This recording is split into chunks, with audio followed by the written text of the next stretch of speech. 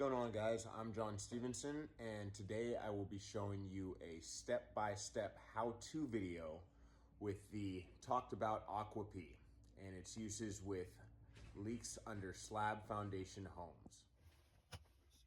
Now, the first step is locating the manifold closest to the leak under the slab. At this point, you can cut the lines, and typically the line that does not hold water is the line in concern.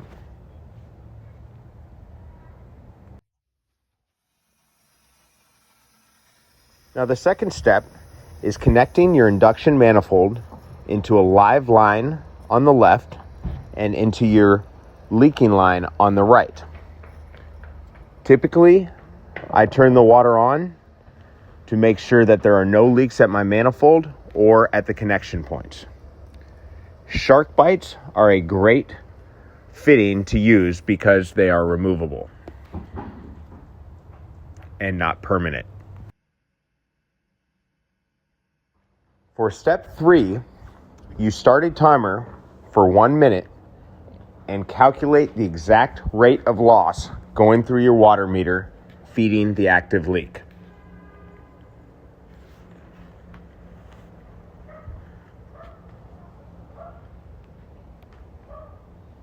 Once this is done, you can convert your gallons into liters and find the appropriate AquaPea for the leak.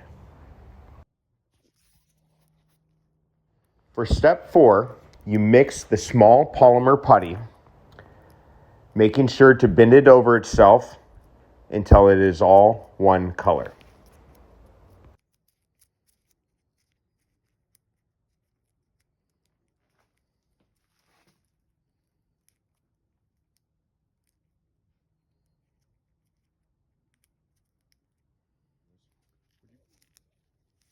Once the polymer is thoroughly mixed, you shape the putty around the small plastic AquaPea.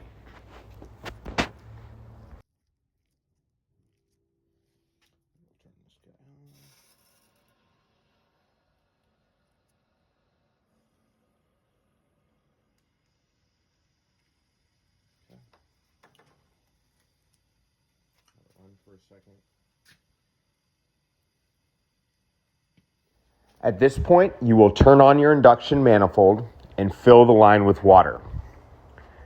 Before dropping the pea in, you will close the intake valve until the pressure gauge drops to 0 before dropping it in the line.